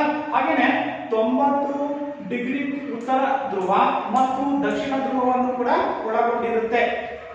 ಕಾಣಿಸ್ತಿದೆಯಾ? ಇದು ಉತ್ತರ ಧ್ರುವ, ಇದು ದಕ್ಷಿಣ ಧ್ರುವ. ಆದ್ರೆ ಇಲ್ಲಿ ನಾವು ಪ್ರಮುಖವಾಗಿ ಒಂದು ಅಂಶವನ್ನ ನೆನ್ಪಿಟ್ಕೋಬೇಕು ಮಕ್ಕಳೇ, ಏನಂತಂದ್ರೆ 23.5 ಡಿಗ್ರಿ ಕರ್ನಾಟಕ ಸಂಕ್ರಾಂತಿ ಮತ್ತು 23.5 ಡಿಗ್ರಿ ಮಕರ ಸಂಕ್ರಾಂತಿ ಅಂತಕ್ಕಂಥದ್ದು ಏನಿದೆ ಇಲ್ಲಿ ಯಾವಾಗಲೂ ಕೂಡ ಹೆಚ್ಚಿನ ಪ್ರಮಾಣದ ತಾಪಮಾನ ಅಂತಕ್ಕಂಥದ್ದು ಹೆಚ್ಚಾಗಿರುತ್ತೆ. ಯಾಕೆ ಅಂತಂದ್ರೆ ಸೂರ್ಯನ ಕಿರಣಗಳು ಸಮಭಾಜಕ ವೃತ್ತ ಪ್ರದೇಶದ ಮೇಲೆ ನೇರವಾಗಿ ಬಿದ್ದಂತ ಸಂದರ್ಭದಲ್ಲಿ ಏನಾಗುತ್ತೆ, ಅಲ್ಲಿ ಉಷ್ಣಾಂಶ ಅಂತಕ್ಕಂಥದ್ದು ಕೂಡ ಹೆಚ್ಚಾಗಿರ್ತಕ್ಕಂಥದ್ದನ್ನ ನಾವು ಗಮನಿಸಬಹುದಾಗಿದೆ. ಹೌದು ತಾನೆ? ಆಗ ನಾವು ಅಲ್ಲಿ ಸಮಯವನ್ನು ನಾವು ನಿಗದಿ ಮಾಡಬಹುದಲ್ವಾ? 12 ಗಂಟೆ ನೇರವಾಗಿ ಬಿದ್ದಂತ ಸಂದರ್ಭದಲ್ಲಿ, ಸೂರ್ಯನ ಕಿರಣಗಳು ನೇರವಾಗಿ ಬಿದ್ದಂತ ಸಂದರ್ಭದಲ್ಲಿ 12 ಗಂಟೆ ಸಮಯ ಮುಂದೆ ನಾನು ಹೇಳ್ತಾ ಹೋಗ್ತೀನಿ. ಅರ್ಥ ಆಯ್ತಲ್ವಾ? ಇಲ್ಲಿ ಕರ್ಕಾಟಕ ಸಂಕ್ರಾಂತಿ ವೃತ್ತ 23.5 ಡಿಗ್ರಿ, ಹಾಗೇನೆ 23.5 ಡಿಗ್ರಿ ಮಕರ ಸಂಕ್ರಾಂತಿ ವೃತ್ತ, ಇವು ಎರಡೂ ಕೂಡ ಉಷ್ಣಾಂಶದಿಂದ ಅಥವಾ ಹೆಚ್ಚಿನ ಶಾಖದಿಂದಲೂ ಕೂಡ ಕೂಡಿರ್ತಕ್ಕಂಥದ್ದನ್ನು ಕೂಡ ನಾವಿಲ್ಲಿ ನೆನಪಲ್ಲಿ ಇಟ್ಕೋಬೇಕು ಮಕ್ಕಳೇ. ಆದ್ರೆ ಇಲ್ಲಿ ಇನ್ನೊಂದು ವ್ಯತ್ಯಾಸವನ್ನ ಗಮನಿಸಬೇಕು. ಏನಪ್ಪಾ ಅಂತಂದ್ರೆ 66.5 ಡಿಗ್ರಿ ಉತ್ತರ ಧ್ರುವ ಮತ್ತು ದಕ್ಷಿಣ ಧ್ರುವ, 66.5 ಡಿಗ್ರಿ, ಈ ಎರಡು ಉತ್ತರ ಧ್ರುವ ಮತ್ತು ದಕ್ಷಿಣ ಧ್ರುವಗಳು ಏನಿದಾವೆ ಯಾವಾಗಲೂ ಕೂಡ ಶೀತದ ವಾತಾವರಣದಿಂದ ಕೂಡಿರ್ತಕ್ಕಂಥದ್ದು. ಇದು ಬಹಳಷ್ಟು ಮುಖ್ಯವಾಗಿರ್ತಕ್ಕಂಥದ್ದು. ಅರ್ಥ ಆಯ್ತಾ ಮಕ್ಕಳೇ? ಪ್ರಮುಖವಾಗಿರ್ತಕ್ಕಂಥ ಅಕ್ಷಾಂಶಗಳಲ್ಲಿ ನಾವು ನೆನಪಿಟ್ಕೋಬೇಕಾಗಿರ್ತಕ್ಕಂಥದ್ದು 23.5 ಮಕರ ಸಂಕ್ರಾಂತಿ ವೃತ್ತ, 23.5 ಕರ್ಕಾಟಕ ಸಂಕ್ರಾಂತಿ ವೃತ್ತ, ಇವು ಏನಿದಾವೆ ಯಾವಾಗಲೂ ಕೂಡ ಏನಾಗಿರುತ್ತೆ, ಬೆಚ್ಚಗಿನ ಬಿಸಿಲಿನಿಂದ ಅಥವಾ ಹೆಚ್ಚಿನ ಒಂದು ಉಷ್ಣಾಂಶವನ್ನು ಹೊಂದಿರತಕ್ಕಂಥದ್ದನ್ನ ನಾವು ಗಮನಿಸಬಹುದು. ಆದ್ರೆ ಉತ್ತರ ಧ್ರುವ ಮತ್ತು ದಕ್ಷಿಣ ಧ್ರುವಗಳು ಏನಿದಾವೆ 66.5 ಡಿಗ್ರಿ ಉತ್ತರ ಧ್ರುವ, ಹಾಗೇನೆ 66.5 ಡಿಗ್ರಿ ದಕ್ಷಿಣ ಧ್ರುವಗಳು ಯಾವಾಗಲೂ ಕೂಡ ಶೀತದಿಂದ ಕೂಡಿರ್ತಕ್ಕಂಥ ತಂಪಾಗಿರ್ತಕ್ಕಂಥ ಪ್ರದೇಶಗಳನ್ನ ಇವು ಒಳಗೊಂಡಿರ್ತವೆ. ಕನ್ಫ್ಯೂಸ್ ಮಾಡ್ಕೋಬಾರ್ದು ಮಕ್ಕಳೇ. ಅರ್ಥ ಆಯ್ತಲ್ವಾ? ಎಸ್, ಇವು ಪ್ರಮುಖವಾಗಿರ್ತಕ್ಕಂತಹ ಅಕ್ಷಾಂಶಗಳು. ಏನಾದ್ರೂ ಡೌಟ್ ಇದೆಯಾ ಅಕ್ಷಾಂಶಗಳಲ್ಲಿ? ಅಕ್ಷಾಂಶಗಳಂದ್ರೆ ನಮಗೆ ಗೊತ್ತಾಯ್ತು ಏನೋ, ಭೂಮಿಯ ಮೇಲೆ ಕಾಲ್ಪನಿಕವಾಗಿ ಪಶ್ಚಿಮದಿಂದ ಪೂರ್ವಕ್ಕೆ ಎಳೆದಿರ್ತಕ್ಕಂಥ ಕಾಲ್ಪನಿಕ ರೇಖೆಗಳೇನಿದಾವೆ, ಈ ಒಂದು ರೇಖೆಗಳನ್ನ ನಾವೇನಂತ ಕರಿತೀವಿ, ಅಕ್ಷಾಂಶಗಳು ಅಂತ ಕೂಡ ಕರಿತೀವಿ. ಕ್ಲಿಯರಾ? ಎಸ್. ನಂತರ ರೇಖಾಂಶಗಳು, ಇದು ಕೂಡ ಬಹಳಷ್ಟು ಮುಖ್ಯವಾಗಿರ್ತಕ್ಕಂಥದ್ದು. ರೇಖಾಂಶಗಳನ್ನು ನಾವು ಹೇಗೆ ಗುರುತು ಮಾಡ್ತೀವಿ ಅಂತ ಕಾಣಿಸ್ತಾ ಇದೆಯಾ? ಇಲ್ಲಿಯವರೆಗೆ ನಾವು ಅಕ್ಷಾಂಶಗಳನ್ನ ತಿಳ್ಕೊಂಡಿವಿ, ನಂತರದಲ್ಲಿ ನಾವು ರೇಖಾಂಶಗಳನ್ನ ನೋಡೋದಾದ್ರೆ, ಹಾಗಾದ್ರೆ ರೇಖಾಂಶಗಳಂದ್ರೇನು? ಭೂಮಿಯ ಮೇಲೆ ಉತ್ತರದಿಂದ ದಕ್ಷಿಣಕ್ಕೆ ಅಕ್ಷಾಂಶಗಳನ್ನ ಪೂರ್ವದಿಂದ ಪಶ್ಚಿಮಕ್ಕೆ ಹೇಳಿದ್ರೆ, ಅಕ್ಷಾಂಶಗಳನ್ನ ನಾವು ಪೂರ್ವದಿಂದ ಪಶ್ಚಿಮಕ್ಕೆ ಹೇಳಿದ್ರೆ, ರೇಖಾಂಶಗಳನ್ನ ಭೂಮಿಯ ಮೇಲೆ ಉತ್ತರದಿಂದ ದಕ್ಷಿಣಕ್ಕೆ ಕಾಲ್ಪನಿಕವಾಗಿ ಎಳೆದಿರ್ತಕ್ಕಂಥ ರೇಖೆಗಳೇನಿದ್ದಾವೆ, ಈ ಒಂದು ರೇಖೆಗಳನ್ನೇ ನಾವು ಏನಂತ ಕರಿತೀವಿ, ರೇಖಾಂಶಗಳು ಅಂತ ಕರಿತೀವಿ. ಇದೇ ವ್ಯತ್ಯಾಸ ನೋಡಿ. ಅಕ್ಷಾಂಶಗಳನ್ನ ನಾವು ಹೇಗೆ ಪಶ್ಚಿಮದಿಂದ ಪೂರ್ವಕ್ಕೆ ಎಳೆದಿರ್ತಕ್ಕಂಥವು, ರೇಖಾಂಶಗಳನ್ನ ಉತ್ತರದಿಂದ ದಕ್ಷಿಣಕ್ಕೆ ಎಳೆದಿರ್ತಕ್ಕಂಥದ್ದು, ಇಷ್ಟೇ ವ್ಯತ್ಯಾಸ. ಓಕೆನಾ? ಎಸ್. ನೋಡಿ ಇಲ್ಲಿ ಕಾಣಿಸ್ತಾ ಇದೆ, ರೇಖಾಂಶಗಳು ಭೂಮಿಯ ಮೇಲೆ ಉತ್ತರದಿಂದ ದಕ್ಷಿಣಕ್ಕೆ ಕಾಲ್ಪನಿಕವಾಗಿ ಎಳೆದಿರ್ತಕ್ಕಂಥ ರೇಖೆಗಳನ್ನ ನಾವೇನಂತ ಕರಿತೀವಿ, ರೇಖಾಂಶಗಳು ಎಂಬುದಾಗಿ ಕರೆಯಲಾಗುತ್ತದೆ. ಕ್ಲಿಯರಾ? ಎಸ್. ಹಾಗಾದ್ರೆ ರೇಖಾಂಶಗಳ ಲಕ್ಷಣಗಳನ್ನ ನಾವು ಗಮನಿಸೋದಾದ್ರೆ, ಇಲ್ಲಿಯವರೆಗೆ ನಾವು ಅಕ್ಷಾಂಶಗಳ ಲಕ್ಷಣಗಳನ್ನ ಗಮನಿಸಿದೀವಿ. ರೇಖಾಂಶಗಳ ಲಕ್ಷಣಗಳನ್ನ ಗಮನಿಸೋದಾದ್ರೆ ಇಲ್ಲಿ ಕಾಣಿಸ್ತಾ ಇದೆಯಲ್ಲ, ಇದೇ ರೇಖಾಂಶ. ನೋಡಿ, ಅಕ್ಷಾಂಶಗಳು ಹೀಗಿದಾವೆ, ಇಲ್ಲಿಂದ ಪಶ್ಚಿಮದಿಂದ ಪೂರ್ವಕ್ಕೆ ಎಳೆದಿರ್ತಕ್ಕಂಥವು. ರೇಖಾಂಶಗಳನ್ನ ನಾವು ತಗೊಂಡಂತ ಸಂದರ್ಭದಲ್ಲಿ ಉತ್ತರದಿಂದ ದಕ್ಷಿಣಕ್ಕೆ ಎಳೆದಿರ್ತಕ್ಕಂಥದ್ದು ಕಾಣಿಸ್ತಾ ಇದೆಯಾ? ನೋಡಿ ಅಲ್ವಾ? ಹಾಗಾದ್ರೆ ಲಕ್ಷಣಗಳನ್ನ ಗಮನಿಸೋದಾದ್ರೆ ಎಲ್ಲಾ ರೇಖಾಂಶಗಳು ಅರ್ಧ ವೃತ್ತವಾಗಿರುತ್ತವೆ. ಇಲ್ಲಿ ಕಾಣಿಸ್ತಾ ಇದೆ ನೋಡಿ, ಎಲ್ಲಾ ರೇಖಾಂಶಗಳು ಬಂದಿರುತ್ತಾನೆ, ಅರ್ಧ ಆಗಿರ್ತಾವ ಅಷ್ಟೇ, ಪೂರ್ತಿ ಇರೋಲ್ಲ, ಅರ್ಧಕ್ಕನೇ ಇಲ್ಲಿ ಕೂಡ್ಕೊಳ್ತಕ್ಕಂಥದ್ದು. ಇಲ್ಲಿಂದ ಉತ್ತರದಿಂದ ದಕ್ಷಿಣಕ್ಕೆ, ಉತ್ತರದಿಂದ ದಕ್ಷಿಣಕ್ಕೆ ಇರ್ತಕ್ಕಂಥದ್ದು. ರೇಖಾಂಶಗಳು ಉತ್ತರ ಹಾಗೂ ದಕ್ಷಿಣ ಧ್ರುವಗಳಲ್ಲಿ ಸಂಧಿಸುತ್ತವೆ.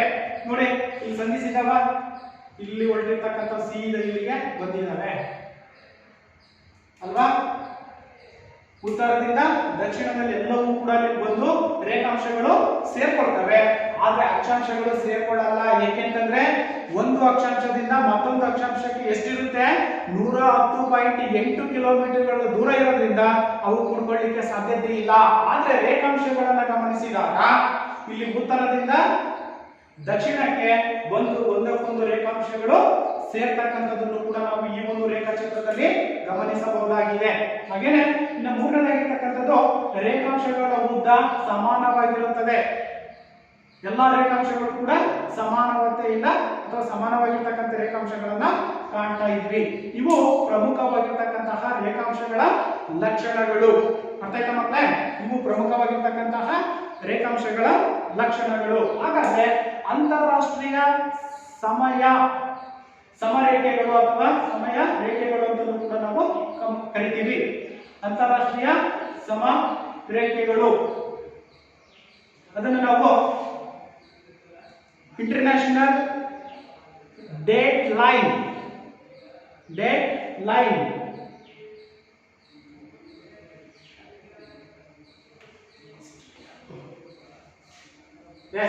ಗ್ರೀನ್ವಿಚ್ ರೇಖೆಗಳು, ಅಂತಾರಾಷ್ಟ್ರೀಯ ಸಮರೇಖೆಗಳನ್ನು ನಾವು ಗ್ರೀನ್ವಿಚ್ ರೇಖೆಗಳಂತಲೂ ಕೂಡ ಕರಿತೀವಿ. ಅರ್ಥ ಆಯ್ತಲ್ವಾ? ಹಾಗಾದ್ರೆ ಗ್ರೀನ್ವಿಚ್ ರೇಖೆ ಎಂದರೇನು? ನಿಮಗೆ ಒಂದು ಅಂಕದ ಪ್ರಶ್ನೆಯೂ ಕೂಡ ಕೇಳಬಹುದು ಮಕ್ಕಳೇ. ಏನಂತ? ಗ್ರೀನ್ವಿಚ್ ರೇಖೆಗಳು ಅಂದ್ರೆ ಏನು ಅಲ್ವಾ? ಇಲ್ಲಿ ಕಾಣಿಸ್ತಾ ಇದೆ ನೋಡಿ, ಇದನ್ನ ನಾವು ಗ್ರೀನ್ವಿಚ್ ರೇಖೆ ಅಂತಾನೂ ಕೂಡ ಕರಿತೀವಿ. ಅಂದ್ರೆ ಸಮಯವನ್ನ ನಿರ್ಧರಿಸತಕ್ಕಂಥದ್ದು ಅಲ್ವಾ? 0 ಡಿಗ್ರಿ ರೇಖಾಂಶವನ್ನ ನಾವು ಗ್ರೀನ್ವಿಚ್ ರೇಖೆ ಅಂತಾನೂ ಕೂಡ ಪರಿಗಣಿಸುತ್ತೇವೆ. 0 ಡಿಗ್ರಿ ಎಲ್ಲಿಂದ ಪ್ರಾರಂಭವಾಗುತ್ತೋ ಅದನ್ನು ನಾವು ಏನಂತ ಕರಿತೀವಿ? ಗ್ರೀನ್ವಿಚ್ ರೇಖೆ ಅಂತಾನೂ ಕೂಡ ಕರೆಯಲಾಗುತ್ತೆ. ಅರ್ಥ ಆಯ್ತಾ? ಇದು ಬಹಳಷ್ಟು ಪ್ರಮುಖವಾಗಿರ್ತಕ್ಕಂಥದ್ದು. 0 ಡಿಗ್ರಿ ರೇಖಾಂಶವನ್ನ ನಾವು ಗ್ರೀನ್ವಿಚ್ ರೇಖೆ ಅಂತಾನೂ ಕೂಡ ಪರಿಗಣಿಸುತ್ತೇವೆ. ಕ್ಲಿಯರ್ ಆಯ್ತಾ?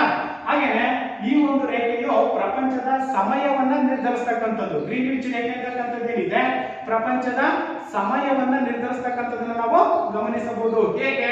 ಇಲ್ಲಿ ನೋಡಿ, ಇಲ್ಲಿ ಕಾಣಿಸ್ತಾ ಇದೆಯಲ್ಲ, ಈ ಒಂದು ಪ್ರದೇಶದಲ್ಲಿ ನಾವು 12, 11, 10 ಹೀಗೆ ಹೋದಂತ ಸಂದರ್ಭದಲ್ಲಿ ಹಿಂದಕ್ಕೆ ಬಂದಾಗ ಏನಾಗುತ್ತೆ? ಕಡಿಮೆ ಆಗ್ತಾ ಹೋಗುತ್ತೆ. 1 ಗಂಟೆ ಕಡಿಮೆ ಆಗುತ್ತೆ. 11, 10 ಈ ರೀತಿಯಾಗಿರುತ್ತೆ. ಇಲ್ಲಿ 12 ಗಂಟೆ ಆದಂತ ಸಂದರ್ಭದಲ್ಲಿ ಇಲ್ಲಿ ಏನಾಗಿರುತ್ತೆ? 11 ಗಂಟೆಯಾಗಿರುತ್ತೆ. ಇದು ಬಹಳಷ್ಟು ಪ್ರಮುಖವಾಗಿರ್ತಕ್ಕಂಥ ಅಂಶವನ್ನು ನೀವು ನೆನಪಲ್ಲಿ ಇಟ್ಕೋಬೇಕು. ಅರ್ಥ ಆಯ್ತಲ್ಲ? ಈ ರೇಖೆಯ ಪ್ರಪಂಚದ ಸಮಯವನ್ನು ನಿರ್ಧರಿಸುತ್ತನ್ನೋದಾದ್ರೆ ಈ ಕಡೆಯಿಂದ ಇರ್ತಕ್ಕಂಥದಕ್ಕೆ 12 ಗಂಟೆಯಿಂದ ನಾವು ಪ್ರಾರಂಭವನ್ನ ಮಾಡಿದ್ರೆ ಇಲ್ಲೇನಾಗಿರುತ್ತೆ? ಈ ಕಡೆಯವರಿಗೆ 1 ಗಂಟೆಯ ಪ್ರಮಾಣ ಕಡಿಮೆ ಇರುತ್ತೆ ಗ್ರೀನ್ವಿಚ್ ರೇಖೆಯನ್ನ ಎಳೆದಂತ ಸಂದರ್ಭದಲ್ಲಿ. ಯಾಕೆಂತಂದ್ರೆ ವಿಶ್ವದಲ್ಲಿ ಎಲ್ಲಾ ರಾಷ್ಟ್ರಗಳಲ್ಲೂ ಒಂದೇ ಸಮಯವನ್ನ ನಿರ್ಧರಿಸಲಿಕ್ಕೆ ಸಾಧ್ಯತೆ ಆಗಲ್ಲ ಅಲ್ವಾ? ಆ ಒಂದು ಕಾರಣದಿಂದ ಈ ಒಂದು ಗ್ರೀನ್ವಿಚ್ ರೇಖೆಯ ವ್ಯತ್ಯಾಸ ಅಂತಕ್ಕಂಥದ್ದನ್ನು ಕೂಡ ನಾವು ತಿಳ್ಕೋಬೇಕು ಮಕ್ಕಳೇ. ಅರ್ಥ ಆಯ್ತಲ್ವಾ? ಹಾಗಾದ್ರೆ ನೆಕ್ಸ್ಟ್ ಅಂತಾರಾಷ್ಟ್ರೀಯ ದಿನ ಹೇಗೆ ನಾವು ಗುರುತನ್ನ ಮಾಡಬೇಕಾಗುತ್ತೆ? ರೇಖೆಯನ್ನು ನಾವು ಹೇಗೆ ಕಂಡುಹಿಡಿಯಬೇಕಾಗುತ್ತೆ? ಗ್ರೀನ್ವಿಚ್ ರೇಖೆಯ ವಿರುದ್ಧ ದಿಕ್ಕಿನಲ್ಲಿ 180 ಡಿಗ್ರಿ ಇಲ್ಲಿ ನೋಡಿ, ನಾವು ತೋರಿಸಿದ್ರೆ ಸಮಭಾಜಕ ವೃತ್ತ, ಈ ಒಂದು ವೃತ್ತವನ್ನು ತಗೊಂಡಾಗ ಇಲ್ಲೂ ಕಾಣ್ತಾ ಇದೆ ಅಲ್ವಾ? ಇಲ್ಲಿಂದ ಇಲ್ಲಿಯವರೆಗೆ 180 ಮತ್ತೆ ಇಲ್ಲಿಂದ ಇಲ್ಲಿಯವರೆಗೆ ತಗೊಂಡಾಗ ಎಷ್ಟಾಗುತ್ತೆ? 180. ಎರಡನ್ನು ಕೂಡಿಸಿದಾಗ ಏನಾಗುತ್ತೆ? 1 ರೌಂಡ್ ಬಂದಾಗ 24 ಗಂಟೆ ಆಗುತ್ತೆ ಅಲ್ವಾ? ಅದನ್ನ ನಾವು 360 ಡಿಗ್ರಿಯನ್ನ ಗಮನದಲ್ಲಿಟ್ಕೋಬೇಕು. ಅಂತಾರಾಷ್ಟ್ರೀಯ ದಿನ ರೇಖೆಯನ್ನು ಕೂಡ ನಾವು ಗಮನಿಸಿದಾಗ ಗ್ರೀನ್ವಿಚ್ ರೇಖೆಯ ವಿರುದ್ಧ ದಿಕ್ಕಿನಲ್ಲಿ 180 ಡಿಗ್ರಿ ರೇಖಾಂಶ ಅಂತಕ್ಕಂಥದ್ದಿದೆ. ಈ ಒಂದು ರೇಖಾಂಶವು ಭೂಮಿಯ ಮೇಲೆ ದಿನಾಂಕವನ್ನ ನಿರ್ಧರಿಸುತ್ತೆ. ಅರ್ಥ ಆಯ್ತಲ್ಲ? ಒಂದು ಸುತ್ತು 360 ಡಿಗ್ರಿ ಅಂತಕ್ಕಂಥದ್ದು ಏನಿದೆ ಅದನ್ನ ಪೂರ್ತಿ ಸುತ್ತಿದಂತ ಸಂದರ್ಭದಲ್ಲಿ 24 ಗಂಟೆ ಅಂತಕ್ಕಂಥದ್ದನ್ನು ಕೂಡ ನಾವಿಲ್ಲಿ ನಿರ್ಧರಿಸಲಾಗುತ್ತೆ. ಅರ್ಥ ಆಯ್ತಲ್ವಾ? ಕಾಣಿಸ್ತಾ ಇದೆಯಲ್ಲ? ಇದು ಅಂತಾರಾಷ್ಟ್ರೀಯ ದಿನ ರೇಖೆ ಅಂತಕ್ಕಂಥದ್ದು ಇದು 180 ಡಿಗ್ರಿಯನ್ನ ತೋರಿಸುತ್ತೆ ಅಥವಾ ಒಳಗೊಂಡಿರುತ್ತೆ. ಅರ್ಥ ಆಯ್ತಾ ಮಕ್ಕಳೇ? ಕನ್ಫ್ಯೂಸ್ ಮಾಡ್ಕೋಬೇಡಿ. ಹಾಗಾದ್ರೆ ರೇಖಾಂಶ ಹಾಗೂ ವೇಳೆಯನ್ನು ನಾವು ಗಮನಿಸಿದಾಗ, ರೇಖಾಂಶ ಮತ್ತು ವೇಳೆಯನ್ನು ಗಮನಿಸಿದಾಗ ರೇಖಾಂಶ ಹಾಗೂ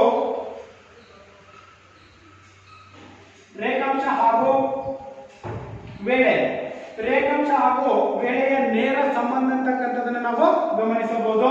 ಹಾಗೇನೆ ಭೂಮಿಯ ಭ್ರಮಣದ ಮೇಲೆ ವೇಳೆ ಒಟ್ಟು 360 ಡಿಗ್ರಿ ರೇಖಾಂಶವನ್ನ ಒಂದು ದಿನ ಅಂತ ಕರಿತೀವಿ. ಅರ್ಥ ಆಯ್ತಲ್ಲ? ಒಂದು ದಿನದಲ್ಲಿ ಹಾದು ಹೋಗ್ತಕ್ಕಂಥದ್ದು. ಹಾಗಾದ್ರೆ 1 ಗಂಟೆಗೆ 15 ರೇಖಾಂಶಗಳು ಅಂದ್ರೆ 24 ಗಂಟೆಗಳಲ್ಲಿ 360 ರೇಖಾಂಶಗಳು ಹಾದು ಹೋಗ್ತಕ್ಕಂಥದ್ದು. ಒಂದು ರೇಖಾಂಶದಿಂದ ಮತ್ತೊಂದು ರೇಖಾಂಶಕ್ಕೆ ಇರ್ತಕ್ಕಂಥದ್ದು 15 ರೇಖಾಂಶಗಳನ್ನು ನಾವು ಗಮನಿಸಿದಾಗ ಈ 15 ರೇಖಾಂಶಗಳು ಅಂದ್ರೆ 24 ಗಂಟೆಗಳಲ್ಲಿ 360 ಡಿಗ್ರಿ ಅಂದ್ರೆ ಒಂದು ರೌಂಡ್ ಆಗ್ತಕ್ಕಂಥದ್ದು ಏನಿದೆ ಆ ಆಗ ಒಂದು ದಿನವನ್ನ ನಾವಲ್ಲಿ ನಿರ್ಧಾರವನ್ನ ಮಾಡಬೇಕಾಗುತ್ತೆ. ಅರ್ಥ ಆಯ್ತಾ? ಹಾಗಾದ್ರೆ ಸ್ಥಾನಿಕ ವೇಳೆ ಅಂದ್ರೆ ಏನು? ಸ್ಥಾನಿಕ ವೇಳೆ ಎಂದರೇನು?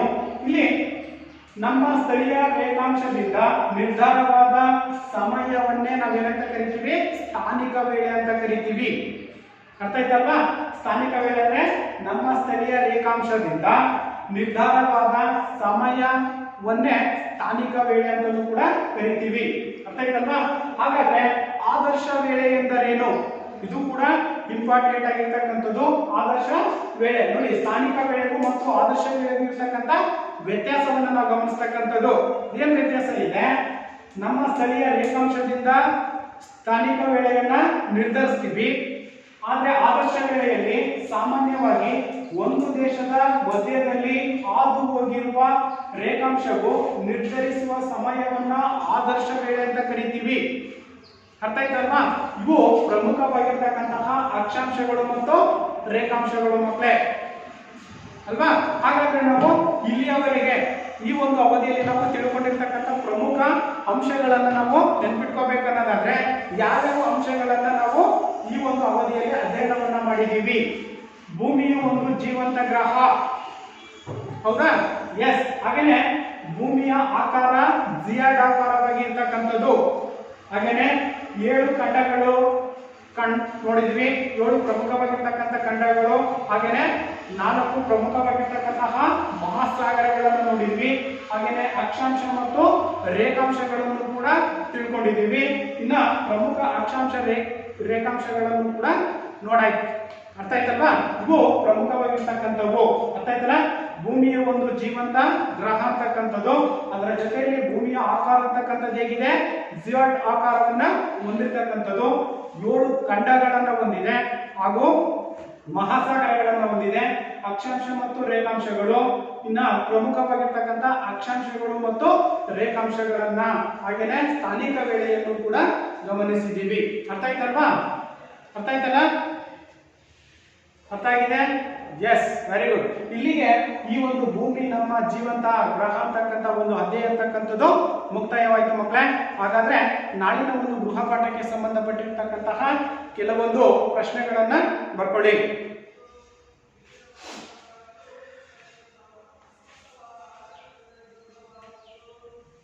ನಮ್ಮ ಭೂಮಿಗೆ ನೀಡಿರುವ ವಿವಿಧ ಹೆಸರುಗಳು ಯಾವುವು?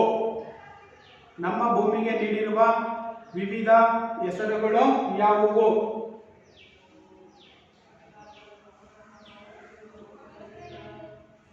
ಎರಡನೇ ಪ್ರಶ್ನೆ, ನಮ್ಮ ಭೂಮಿಯ ಆಕಾರ ಹೇಗಿದೆ? ನಮ್ಮ ಭೂಮಿಯ ಆಕಾರ ಅಂತಕ್ಕಂಥದ್ದು ಹೇಗಿದೆ? ಮುಂದಿನ ಪ್ರಶ್ನೆ, ಪ್ರಪಂಚದ ಪ್ರಮುಖ 7 ಖಂಡಗಳನ್ನು ಹೆಸರಿಸಿ. ಪ್ರಪಂಚದ ಪ್ರಮುಖ 7 ಖಂಡಗಳನ್ನು ಹೆಸರಿಸಿ. ಹಾಗೇನೆ ಪ್ರಮುಖವಾಗಿರ್ತಕ್ಕಂತಹ ಮಹಾಸಾಗರಗಳನ್ನು ತಿಳಿಸಿ. ಪ್ರಮುಖವಾಗಿರ್ತಕ್ಕಂತಹ ಮಹಾಸಾಗರಗಳನ್ನು ತಿಳಿಸಿ. ನೆಕ್ಸ್ಟ್, ಅಕ್ಷಾಂಶ ಎಂದರೇನು?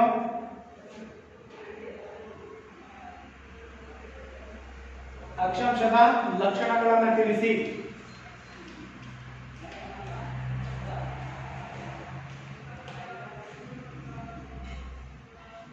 ರೇಖಾಂಶ ಎಂದರೇನು? ರೇಖಾಂಶದ ಲಕ್ಷಣಗಳನ್ನು ತಿಳಿಸಿ. ಕೊನೆಯದಾಗಿರ್ತಕ್ಕಂಥ ಪ್ರಶ್ನೆ, ಸ್ಥಾನಿಕ ವೇಳೆ ಎಂದರೇನು? ಸ್ಥಾನಿಕ ವೇಳೆ ಎಂದರೇನು? ಬರ್ಕೊಂಬರ್ತೀರಲ್ವಾ ಎಲ್ಲರೂ? ಎಸ್, ಧನ್ಯವಾದಗಳು.